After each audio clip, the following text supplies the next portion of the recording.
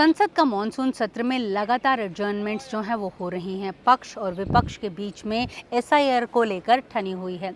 चर्चाएं जो हैं वो वाइस प्रेसिडेंट के चुनावों को लेकर भी हो रही हैं। लेकिन अगर माहौल गर्म है, अगर हम बात करें तो वो है कॉन्स्टिट्यूशन क्लब के इलेक्शंस को लेकर। दरअसल ये जो चुनाव है, यहाँ कहीं मतदान है, वो 12 अगस्त को होना है। और दिलचस्प बात ये है कि भारतीय जनता पार्टी के ही दो नेता जो हैं वो आपस में लड़ रहे हैं या आमने सामने जो हैं वो खड़े हुए हैं। इसलिए माहौल ज़्यादा गर्म है।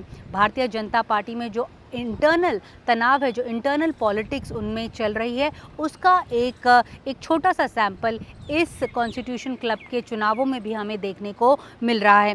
दो जो लीडर्स जो खड़े हुए हैं वो एक तरफ हैं राजीव प्रताप रूडी, जो बिहार से आते हैं और ये पिछले 25 साल से बतौर कॉन्स्टिट्यूशन क्लब के सेक्रेटरी एडमिनिस्ट्रेशन के रूप से काम कर रहे हैं। और उन्हें 25 साल से पिछले 25 सालों में किसी ने चुनौती नहीं दी है। लेकिन इस बार पहली बार उन्हें चुनौती मिली है, वो भी एक जाट लीडर संजीव बालियान साहब से। माना जा रहा है कि जो चर्चाएं हैं इस संसद के गलियारों में, माना जा रहा है कि जो एक नेता हैं उन्हें सत्ताधारी पार्टी जो है वो उन्हें सपोर्ट कर रही है। जो सीनियर भारतीय जनता पार्टी के लीडर्स हैं उनका आशीर्वाद जो है वो उन्हें मिला हुआ है। और जो दूसरे नेता हैं उन्हें उत्तर प्रदेश के एक सीनियर लीडर जो हैं वो सपोर्ट कर रहे हैं। तो इसके चलते जो एक बैटल लाइंस हैं, चाहे वो कास्ट को लेकर हो, रिलीजन को लेकर हो या फिर रीजन को लेकर हो, वो आपस में जो हैं वो क्लियरली डिफाइन होती हुई दिखाई पड़ रही हैं।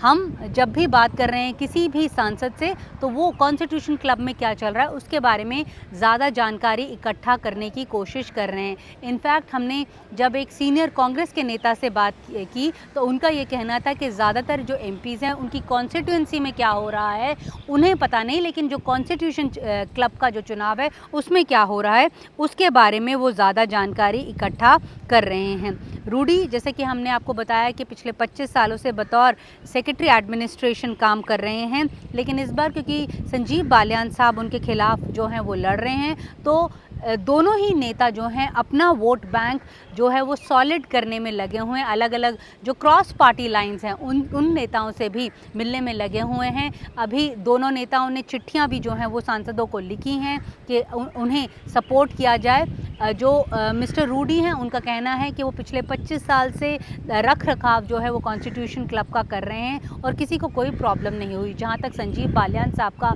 सवाल है, उनका कहना है कि वो बदलाव लाना चाहते हैं, क्योंकि कॉन्स्टिट्यूशन क्लब में देखा गया है कि कई गड़बड़ियाँ जो हैं वो हो रही हैं और वो ये बदलाव लाना चाहते हैं। और वो पुराने कॉन्स्टिट्यूशन क्लब का इतिहास जो है वो याद जो है वो सबको करा रहे हैं और कह रहे हैं कि मुझे वोट करो। तो बैटल लाइंस जो हैं वो क्लियरली ड्रॉ हो चुकी हैं। इस कॉन्स्टिट्यूशन क्लब में ज़्यादातर जो एमपीज़ वोट करेंगे उनमें जो स्टार वोटर्स हैं उनमें खुद प्रधानमंत्री नरेंद्र मोदी शामिल हैं, केंद्रीय गृह मंत्री अमित शाह शामिल हैं, साथ में सोनिया गांधी शामिल हैं, मल्लिका अर्जुन खड़गे जो राज्यसभा के लीडर ऑफ अपोजिशन है वो शामिल हैं, राहुल गांधी शामिल हैं, हमारे पूर्व उप प्रधानमंत्री रह चुके हैं एल.के. आडवाणी वो शामिल हैं। तो इस लिहाज से जितने भी वोटर्स हैं सारे जो कहें कि वीवीआईपी वोटर्स हैं जो इस बार चुनाव में जो है वो मतदान करने जा रहे हैं।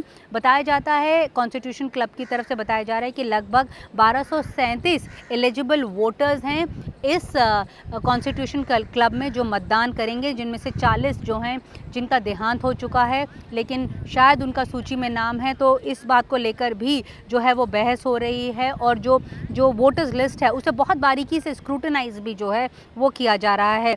और कई जो नेता हैं वो कह रहे हैं कि पोस्टल बैलेट्स को लेकर भी वो जो है वो मतभेद उनमें हुआ है। ये भी बोला जा रहा है कि कई न्यू एप्लीकेंट्स जो हैं वो कॉन्स्टिट्यूशन क्लब के में जुड़ना चाहते हैं, जिसके चलते उन्होंने एप्लीकेशंस भी दी हुई हैं। तो कुल मिलाकर माहौल जो है वो बहुत गर्म है कॉन्स्टिट्यूशन क्लब के चुनावों को लेकर। यहाँ पर हम आपको ये भी बता दें कि जो कॉन्स्टिट्यूशन क्लब है ये 1947 में जो था पूर्व राष्ट्रपति एस राधाकृष्णन द्वारा जो है वो इनॉग्रेट किया गया था। और साथ में ये कॉन्स्टिट्यूशन क्लब है ये रफ़ी मार्ग में है, यानी बेहद क्लोज है संसद के जो संसद है वहाँ से। तो जो यहाँ की राजनीति जो गर्म है उसका असर जो है वो कॉन्स्टिट्यूशन क्लब में भी देखा जा रहा है, या फिर कहें जो राजनीति जिस पर बवाल हो रहा है कॉन्स्टिट्यूशन क्लब में, उसका असर जो है वो पार्लियामेंट में भी देखा जा रहा है। हम यही उम्मीद करते हैं कि मे द बेस्ट कैंडिडेट विन। नई दिल्ली से नीता शर्मा, जनसत्ता के लिए।